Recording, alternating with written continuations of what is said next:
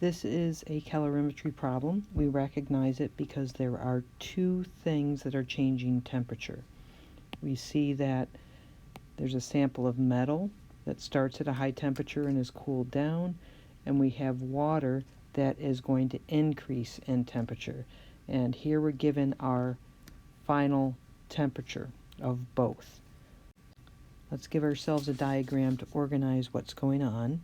We have a metal that starts at 101.0 degrees C, and we have a temperature bath of water that starts at 21.0 degrees C. And both of them are changing temperature. The water is heating up, the metal is losing heat, cooling down. There are two different temperature changes. For the metal, the delta T is the final temperature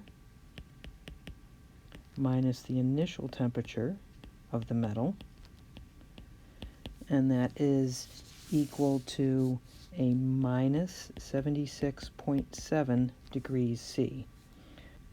For the water bath, we have delta T is the final temperature minus the initial temperature of the water bath.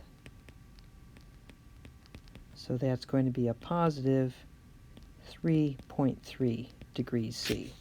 So two different things are changing temperature. That tells us this is a calorimetry problem. We'll start with the first law. And that tells us that the heat gained plus the heat lost has to sum to 0.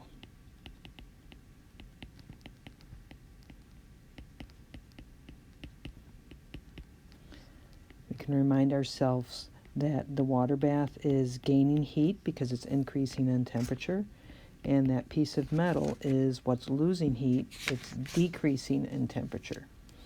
So each of these are changing temperature. So we apply an equation that the heat is going to be equal to the mass times the specific heat capacity of that item times the delta T of that item. For the cool water, the temperature, or the mass, is 100 grams. Our heat capacity is 1.000 calories per gram degree C. We could use either the specific heat in terms of joules or calories. I'm going to use calories because the numbers are just nicer. And the delta T, as we've determined below, is a positive 3.3 degrees C. The metal has a mass of 40.0 grams.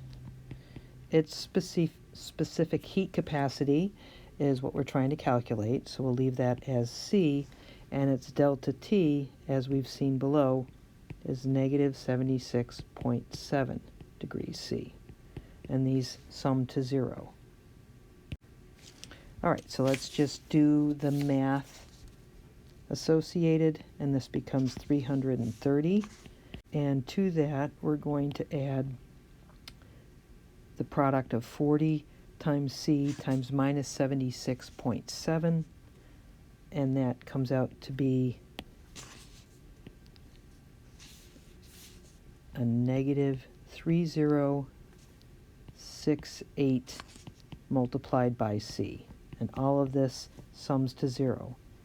Remember, we're solving for the unknown variable, which in this case is C.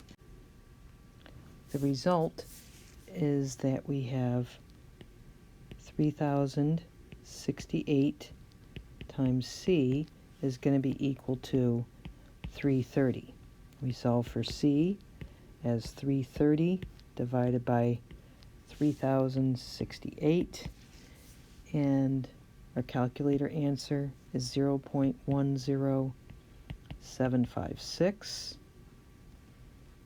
We can use 2 sig figs to justify our answer, so our final answer is 0.11. We're working with calories, so this is calories per gram degree C.